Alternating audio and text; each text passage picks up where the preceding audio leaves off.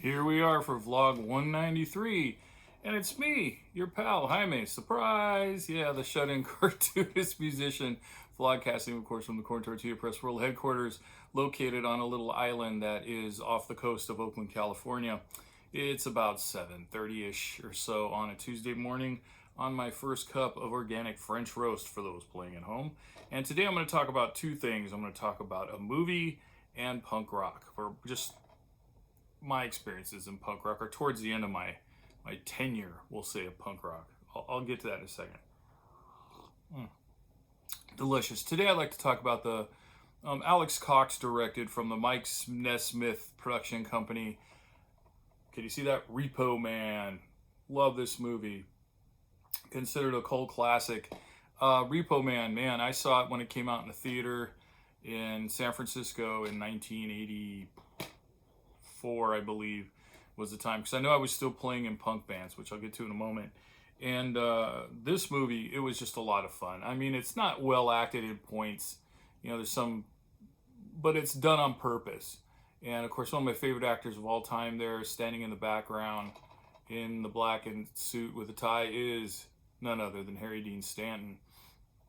And this film was it's, if you haven't seen it, I recommend it. If you're younger, don't expect, you know, super, maybe you will, gut busting laughs, but I think it's a must see for most people. And it's, you know, lots of great music in it. Iggy Pop, Black Flag. I'm trying to remember all the names of the bands. I think they have them listed here somewhere.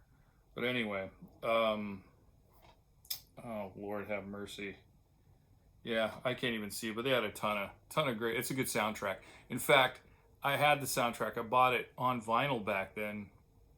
I would listen to it, you know, on occasion. And then I remember in the 80s sometime, that album and maybe, I don't know, 5, 7, 8 other albums I took to a record store in San Francisco. Might have been Haight Street, might have been Recycled Records. And I turned them in for trade, including Repo Man. And I remember, because I remember a couple albums I bought, but I remember the one album specifically I got was an original mint copy of John Coltrane's Giant Steps, which I already had anyway, but I had a beater copy. So this was kind of cool getting the original. I still have it. But I bought a record store in the early 2000s, like 2004, and there was a clean copy of Repo Man on vinyl in there. So I have it again. So there you go. Came back to me in a weird way. So this film, I highly recommend it. I think you'll enjoy it. It's, like I said, it's really quirky. It's clunky in parts, but it's meant to be. A lot of funny quotes in there that I still use to this day. And like I said, the punk rock scene, I got out of punk rock. And for those punk fans in there that are these diehard, you know, oh, punk forever. Yeah, I still have the spirit. I still like punk music. And I absolutely enjoyed my time in punk rock. I started out in the late 70s in Sacramento, California, with my best friend Arturo. And there was a couple of kids at high school, like my other friend Avery and this other kid, Tony Scrippa. He's a friend of Avery's. They're on the swim team together. But there was very few people at our inner city thug high school that knew what punk rock or new wave even was. And it was new. It was brand new. And we're talking around 77, going into 78. And I got turned on to it by a bunch of older musicians that were primarily jazz players. But, you know, they were all into rock music and other stuff too. And they got into this. They championed outsider music. And so Art and I got into that. And then, of course, through the pages of Rolling Stone, Trousers of Press, we started listening to the college radio station out of Davis, KDVS. That station was just an oasis for me. And that's how we got into the Ramones, the Sex Pistols, the Clash, the Damned. One of my absolute favorites, Richard Hell and the Voidoids. Other bands were lumped in with them, though you'd laugh now that they weren't punk, but they were different. It was like Television. I love Television. Elvis Costello. Oh, and the Attractions. Holy crap, man. He's great anyway, but that early stuff is still just monumental. So I was in that era where everything was still experimental. It was a lot of fun. Anything went. You know, you tried something. If it didn't work, do something else. There were no rules yet. You know what I mean? And then by 84, and I'm living in San Francisco. I've been there a couple of years at least at that point.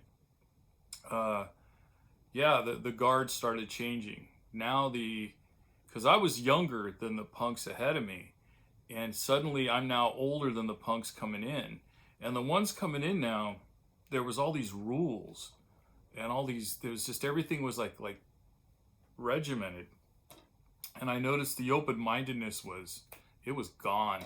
You know, it was just gone. It was pretty narrow-minded. That was sad. You know, I'm not saying every punk, but I'm saying the prevailing attitude. Like, it was pretty much hardcore bands were it, and you know, and it was disappointing. And I probably didn't say it, but you know, I've been playing music most of my life at this point. You know, I started as a drummer and a singer. I played lots of R&B, funk, soul, and sang as well, the same music. And then I didn't get into rock till early high school. So by the time punk rock got to this point in '84, I was wanting to play. I just wanted to be a blues guitarist, or play guitar and sing in R&B bands. I wanted to be like, you know, I don't know, like my heroes, Curtis Mayfield or somebody, you know, or Otis Rush or Buddy Guy. So I was moonlighting.